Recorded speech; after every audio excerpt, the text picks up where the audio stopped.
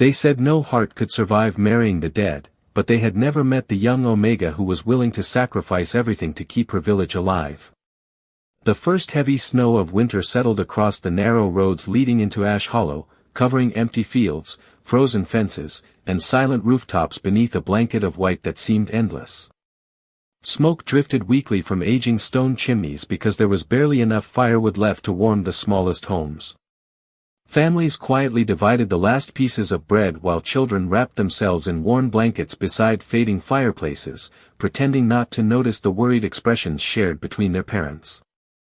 Every passing day brought colder winds, emptier shelves, and the growing fear that spring might never arrive in time. Emily Carter walked through the village carrying a basket filled with herbs she had gathered before the first snowfall, stopping at every cottage where illness or hunger had quietly taken hold. She was only 24 years old, a gentle Omega with warm hazel eyes and long chestnut hair hidden beneath a thick white wool cloak, yet she had become the person every family trusted whenever hope began slipping away. She never kept the best food for herself, never accepted payment from those who had nothing left to give, and never left a doorstep without offering a comforting smile that somehow made even the coldest mornings feel a little warmer.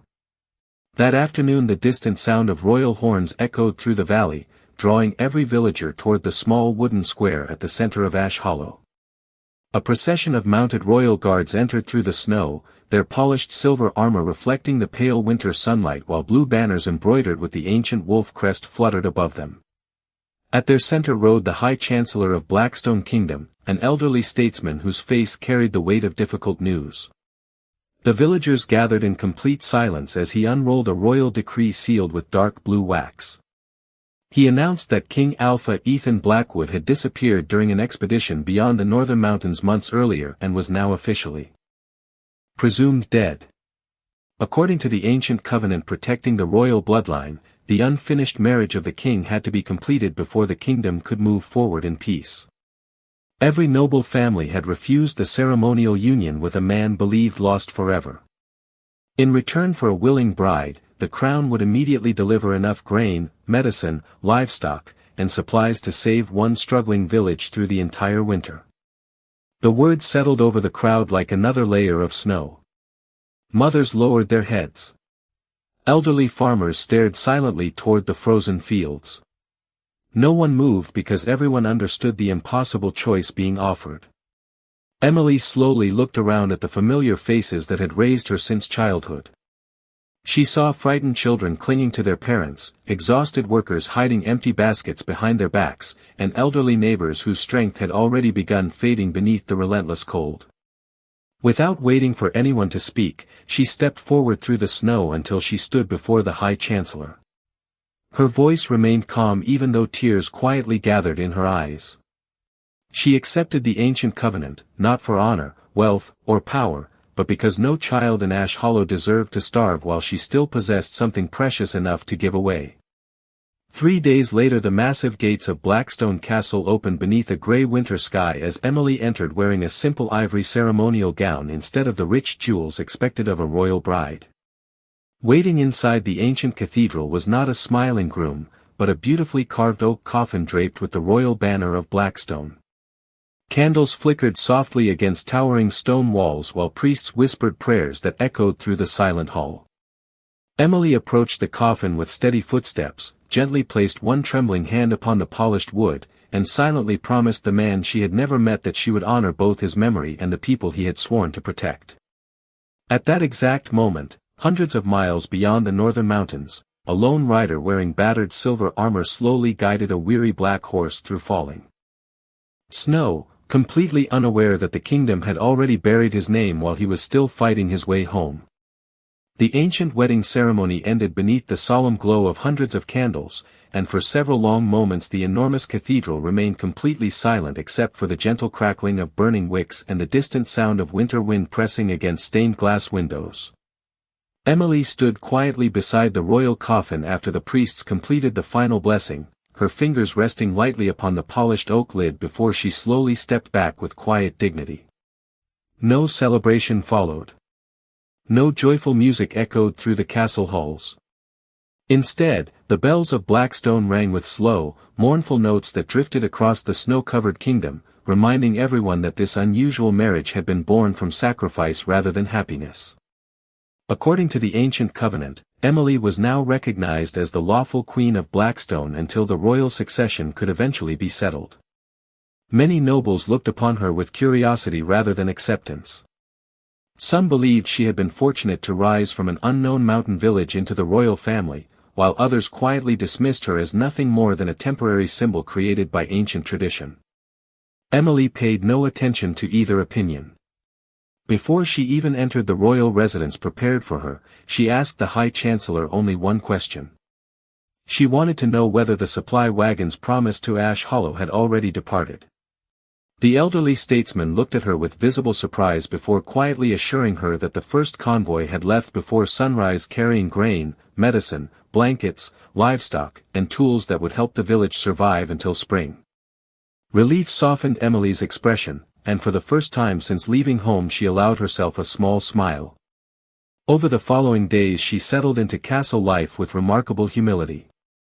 Instead of surrounding herself with expensive gowns and royal luxury, she visited the kitchens every morning to make certain extra meals were prepared for orphan children living inside the city walls. She spent hours speaking with physicians inside the royal infirmary, asking which villages needed additional medicine before requesting larger deliveries from the royal treasury. Whenever servants bowed respectfully, she thanked them by name whenever possible, surprising people who had never expected a queen to notice their daily work. Gradually, quiet conversations spread throughout Blackstone Castle. The young woman who had arrived through sacrifice never demanded privilege, never complained about loneliness, and never behaved as though the crown resting upon her head made her more important than anyone around her. Beyond the northern frontier, however, another story continued unfolding beneath endless snow.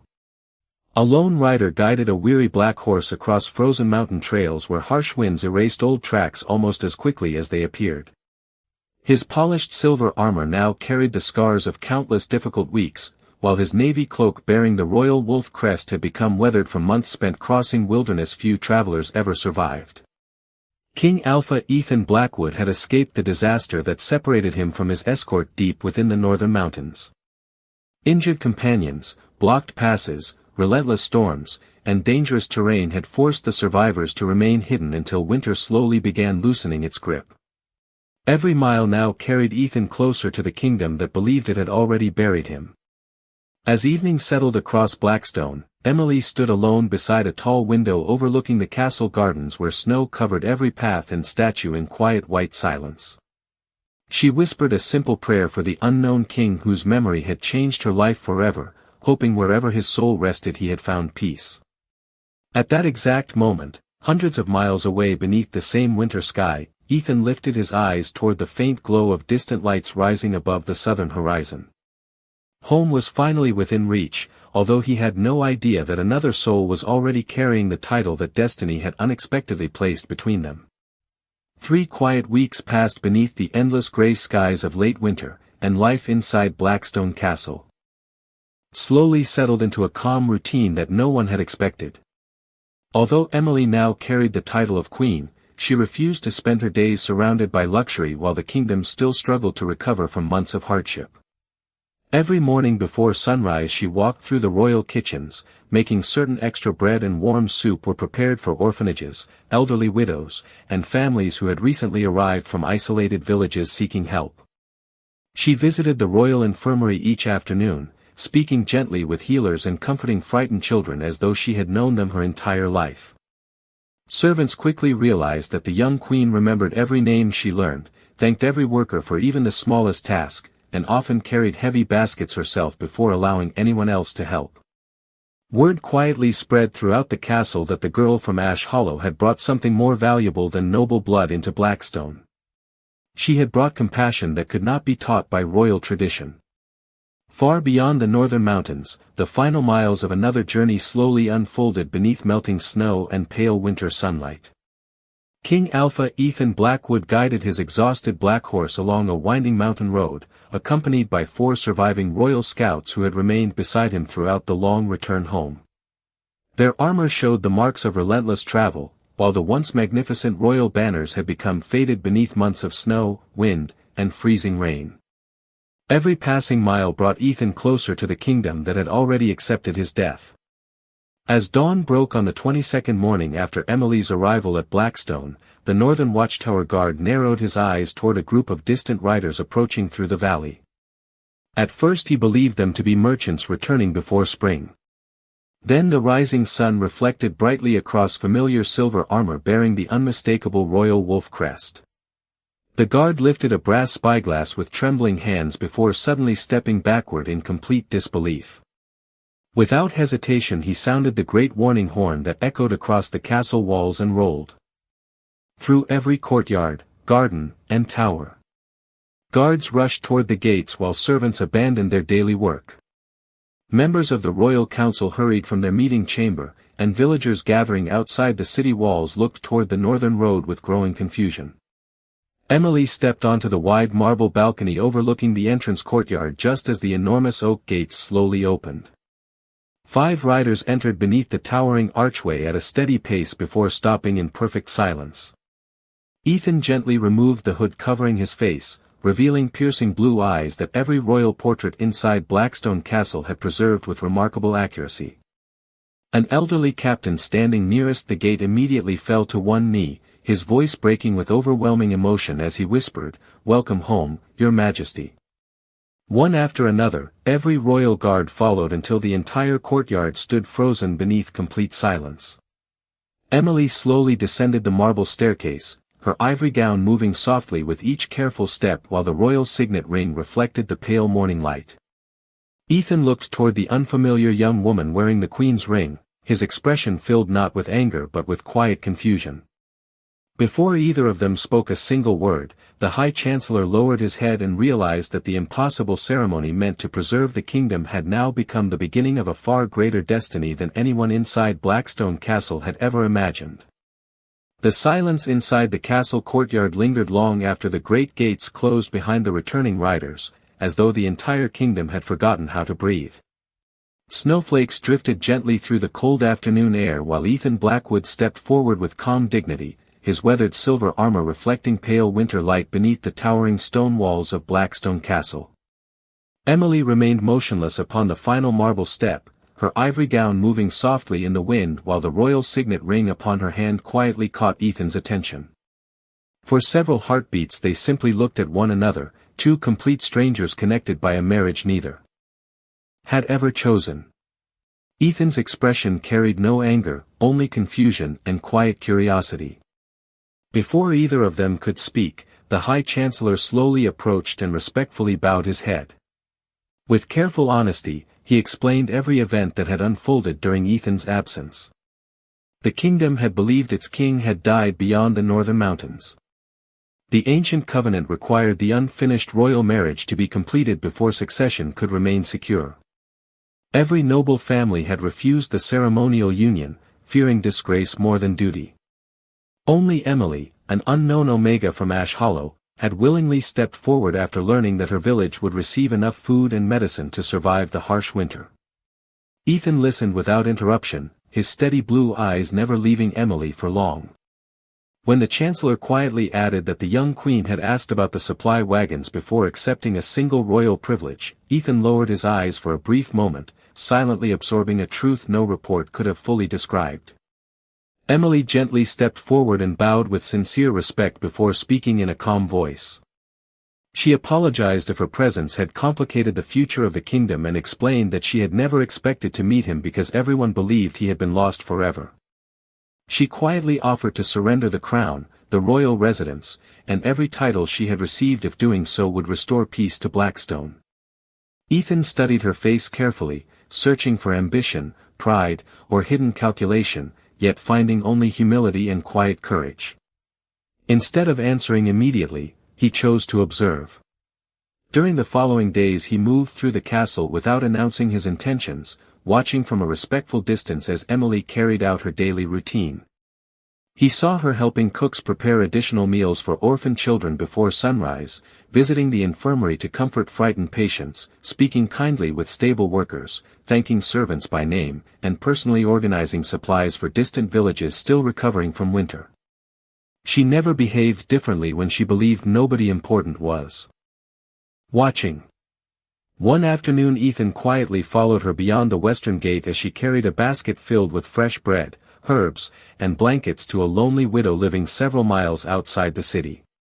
Emily repaired the elderly woman's torn quilt beside the fireplace, prepared a warm meal, and listened patiently to stories from years long past before leaving the basket behind without expecting thanks. Hidden beneath the shade of ancient pine trees, Ethan watched the entire visit in complete silence. For the first time since returning home, he understood that the woman standing in his place had never accepted the crown for herself. She had accepted it for everyone else. As the setting sun bathed the snowy landscape in soft golden light, Ethan slowly turned back toward Blackstone Castle with a quiet realization settling deep within his heart. The greatest surprise awaiting him had never been discovering that another person now carried the title of queen. The true surprise was realizing that the kingdom he had fought so hard to protect had already found someone whose compassion protected it just as faithfully as any king ever could. The final weeks of winter gradually gave way to the first gentle signs of spring, and across Blackstone Kingdom the frozen landscape slowly awakened beneath warmer sunlight. Thin streams of melting snow flowed through quiet valleys, the first green shoots appeared across sleeping fields, and hopeful conversations returned to villages that had spent months fearing another season of hunger. Ethan resumed his responsibilities inside the royal council, but despite endless reports concerning trade, roads, and harvests, he found his thoughts returning again and again to the young queen whose quiet actions continued reshaping the kingdom one ordinary day at a time. Rather than relying upon official accounts prepared by advisors, he decided to witness the truth himself. Without announcing his purpose, he occasionally followed Emily from a respectful distance as she carried out the simple routines filling every day. Before sunrise she entered the royal kitchens to help organize food for orphanages before reminding the cooks to prepare additional meals for elderly residents unable to travel into the city. She visited the infirmary every afternoon, speaking gently with recovering patients, reading stories to frighten children, and encouraging exhausted healers who rarely received recognition for their work. Whenever servants thanked her for noticing them, she smiled with genuine warmth and reminded them that every person protecting the kingdom deserved gratitude regardless of rank. Ethan gradually realized that people smiled differently whenever Emily entered a room. Fear quietly disappeared. Conversation became easier. Hope somehow followed behind her without effort. One afternoon he watched as Emily quietly left Blackstone Castle carrying only a basket filled with fresh bread, herbal remedies, sewing supplies, and warm blankets. Curious, Ethan followed at a respectful distance until she reached a small cottage standing alone beside a quiet woodland several miles from the city. Inside lived an elderly widow whose family had been lost years before during a devastating winter. Emily spent the afternoon repairing torn clothing, preparing a warm meal, sweeping the cottage floor, and patiently listening while the old woman shared memories of happier days. Before leaving, Emily quietly placed the remaining food beside the fireplace without mentioning the gift. Hidden among towering pine trees, Ethan observed every moment without revealing his presence. There was no audience waiting to praise her, no royal ceremony recording her kindness, and no political advantage to be gained. She behaved exactly the same whether anyone watched or not. During the following weeks Ethan discovered countless similar moments. Emily persuaded wealthy merchants to lower grain prices until every farming family could afford seed for spring planting. She organized apprenticeships for young craftsmen whose parents had struggled through the difficult winter. She encouraged royal scholars to establish small schools inside remote villages where children had never learned to read. Everywhere she traveled, ordinary people seemed stronger after she departed than before she arrived. One peaceful evening Ethan crossed the castle gardens just as the setting sun painted the sky with warm shades of gold and rose. Near a newly planted bed of white roses, Emily laughed softly while helping several children water young flowers growing beside the ancient stone pathways. When one little boy accidentally splashed muddy water across the edge of her ivory dress, she simply smiled, knelt beside him, and continued helping as though nothing important had happened. Watching quietly from beneath an old oak tree, Ethan finally understood something no royal advisor could ever teach. A kingdom was not transformed only through powerful laws or victorious rulers. Sometimes it changed because one compassionate heart chose every single day to place the needs of others before its own, and for the first time since returning home, Ethan began wondering whether destiny had quietly guided Emily into Blackstone long before either of them had understood why. As spring spread across Blackstone Kingdom, fields once buried beneath snow slowly transformed into ribbons of green stretching toward the distant mountains, and the people greeted each sunrise with renewed optimism. Ethan realized that rebuilding the kingdom required more than royal decrees written inside the council chamber. He wanted to understand the lives of the people he had sworn to protect, and without ceremony he invited Emily to travel beside him through the villages that had endured the long winter. The invitation surprised nearly every member of the royal council, yet Emily accepted with her usual quiet humility, believing that every journey offered another chance to help someone in need. Their small royal escort crossed rolling hills, peaceful forests, and rivers beginning to flow once again beneath the warmth of early spring. At every village they visited, Ethan listened carefully to local leaders describing damaged roads, weakened bridges, poor harvests, and struggling families. Emily listened just as carefully, often noticing details others overlooked. She asked children about their schools, spoke with elderly widows living alone, thanked blacksmiths repairing broken farming tools, and encouraged young apprentices learning their trades. Instead of giving speeches, she spent her time beside ordinary people, making them feel heard. Ethan quietly observed how naturally trust followed her wherever she walked. One afternoon they reached a farming community divided by a swollen river whose aging wooden bridge had nearly collapsed after months of ice and heavy snow. Farmers could no longer transport grain to neighboring markets, and children faced dangerous detours simply to attend school. Royal engineers began discussing costly reconstruction plans, but Emily asked if she could walk along the riverbank before any decision was made. She carefully studied the current, examined the stone foundation farther upstream, and spoke with elderly carpenters who had built the original bridge decades earlier. After listening to everyone, she gently suggested relocating the crossing to stronger natural ground where existing stone could support a wider bridge requiring fewer repairs in future winters. The master builder considered her proposal before smiling with genuine admiration. He admitted that her solution would save time, reduce expense, and protect generations to come. Ethan watched the conversation unfold with growing respect. Emily had not offered instructions because she believed herself wiser than others. She had listened first, then helped people discover the best answer together. During the weeks that followed, the journey slowly changed both of them. Long carriage rides beneath flowering trees turned into thoughtful conversations about childhood, responsibility, hope, and the quiet burdens neither had ever shared with anyone else. Ethan spoke honestly about becoming king while still young enough to fear disappointing an entire kingdom. Emily quietly described growing up in Ash Hollow where neighbors survived difficult seasons only because everyone shared whatever little they possessed. Neither tried to impress the other. They simply listened with patience rarely found inside royal courts. One evening, as the sun settled behind distant hills and painted the sky with warm shades of gold, they paused beside a field where families planted the first crops of spring. Laughter drifted across the breeze while children raced between neat rows of fresh earth. Standing together beneath the peaceful evening light, Ethan quietly admitted that he had expected to spend the journey teaching Emily about his kingdom. Instead, she had shown him how to truly see the people who gave the kingdom its heart. Emily lowered her eyes with a modest smile before answering that crowns could guide a nation, but only kindness allowed it to flourish. As silence settled gently across the countryside, neither realized that the trust growing quietly between them had already become something far deeper than either destiny or ancient tradition could ever command.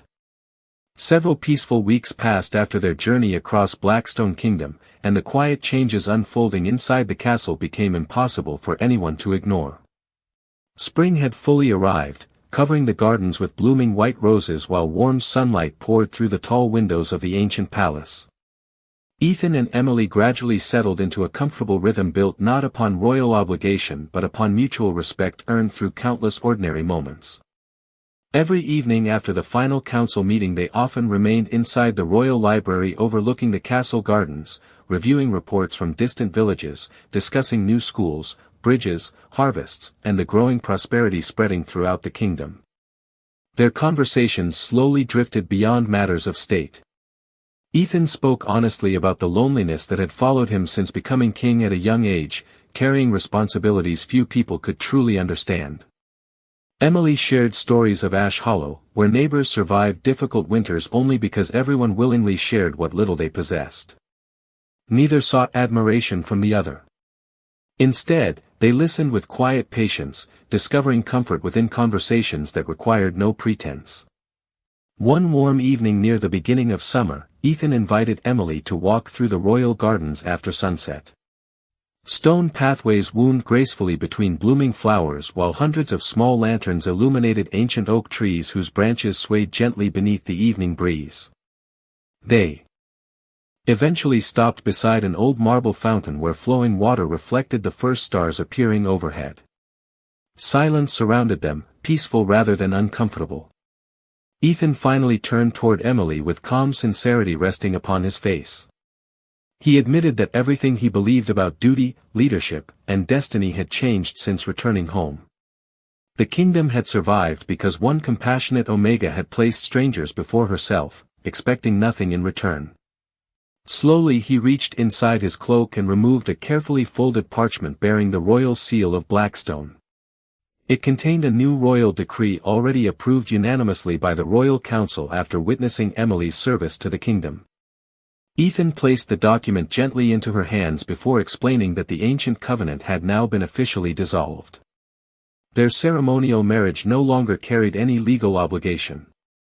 Emily was completely free. She could remain queen, return forever to Ash Hollow, travel wherever she wished, or build an entirely different future beyond Blackstone. No law, tradition, or royal expectation would prevent her from choosing the life she truly desired. Ethan looked directly into her eyes before quietly adding that gratitude could never become the foundation of love, and sacrifice should never become a lifelong prison. If she ever chose to remain beside him, he wanted that decision to belong entirely to her own heart and nothing else. Emily lowered her gaze as tears quietly filled her hazel eyes. Throughout her entire life, other people had always decided what responsibilities she should carry, what hardships she should accept, and what sacrifices were expected of her. For the first time, someone had placed complete freedom into her hands without asking for anything in return. She slowly folded the royal decree and held it gently against her heart while warm summer air carried the fragrance of blooming roses across the garden. Looking toward the peaceful castle she had slowly come to love, then back toward the man standing patiently before her, Emily realized that the greatest gift Ethan had ever offered was not a crown, a palace, or a kingdom. It was the freedom to choose her own future, and as the evening sky filled with countless stars above Blackstone, her heart quietly began forming an answer that neither destiny nor ancient tradition had written for her. The following morning arrived wrapped in brilliant summer sunlight that spilled across the towers of Blackstone Castle and filled every courtyard with warmth unlike anything the kingdom had experienced in many difficult years. Emily stood quietly beside the tall window of her chamber, the royal decree still resting upon the wooden table where Ethan had placed her future entirely within her own hands. She had spent the entire night reflecting upon every step that had carried her from the quiet streets of Ash Hollow to the ancient halls of Blackstone. She remembered frightened children waiting for bread, elderly neighbors hiding empty cupboards, the silent wedding beside an oak coffin, and the unexpected return of the king everyone believed had been lost forever. Somewhere between sacrifice and hope, she had discovered not only a new home but also a man whose kindness had quietly transformed obligation into trust. Later that morning she requested a private meeting inside the royal library where sunlight streamed through towering windows overlooking gardens blooming with white roses. Ethan entered alone, believing she had reached her decision. Before he could speak, Emily gently placed the folded royal decree back into his hands. She smiled with calm certainty and quietly explained that she no longer wished to remain because ancient laws demanded it or because gratitude made her feel indebted. She wished to remain because Blackstone had become part of her heart, and because the king standing before her had shown her the greatest respect anyone had ever offered by allowing her complete freedom. She admitted that somewhere between rebuilding villages, crossing rivers, sharing quiet conversations, and watching ordinary people smile again, she had begun choosing him long before realizing it herself. Ethan looked at her for several silent moments before a peaceful smile slowly appeared across his face, carrying more relief than triumph.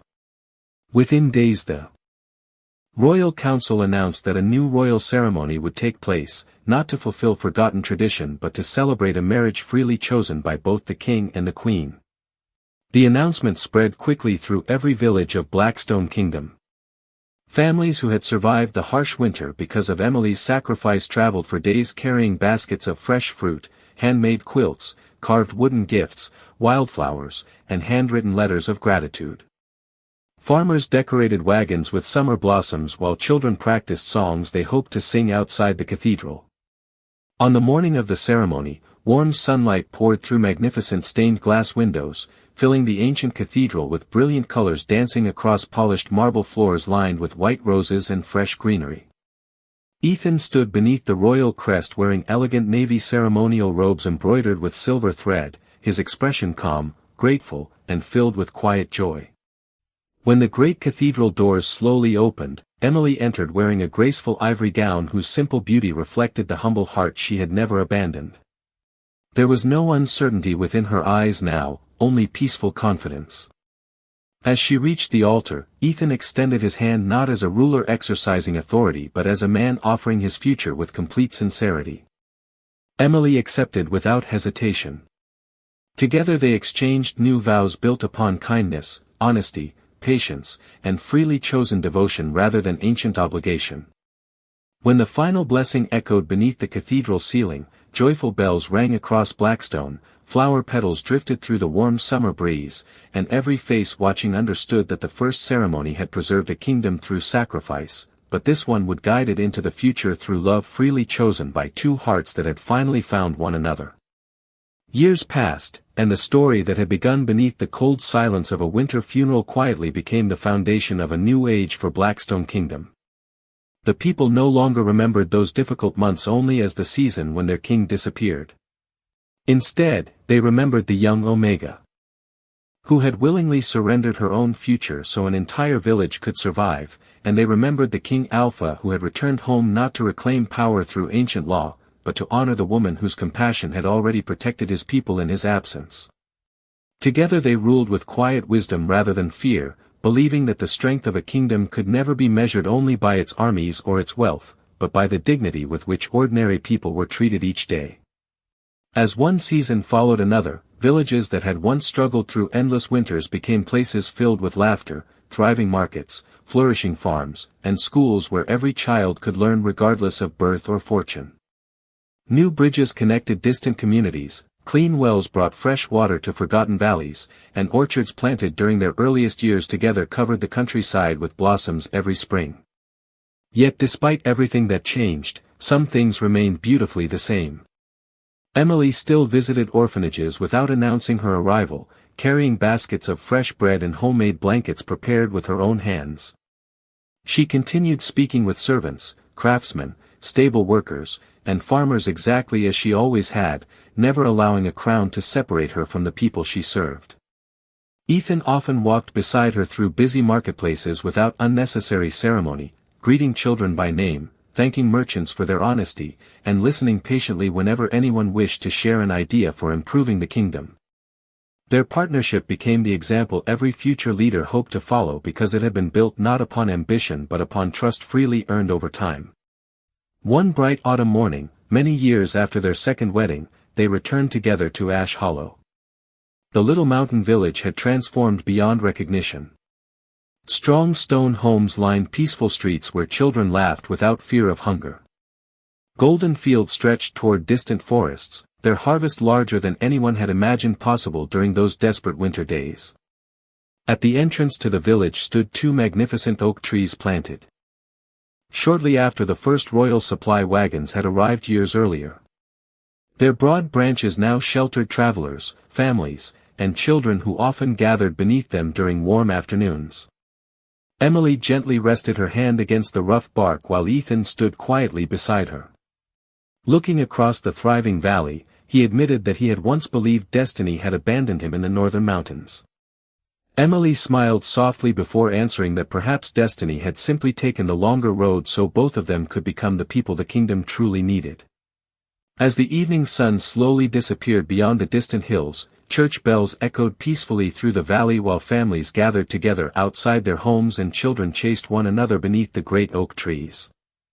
The gentle autumn breeze carried the scent of ripe harvests across the countryside, and the entire kingdom reflected the quiet promise that kindness could outlive even the darkest winter. Long after future generations forgot the details of ancient covenants and forgotten ceremonies, they continued telling one timeless story about a humble Omega whose sacrifice gave hope to strangers, a noble King Alpha who placed freedom before love, and a kingdom forever transformed because two ordinary hearts chose compassion over fear, dignity over pride, and one another over destiny itself.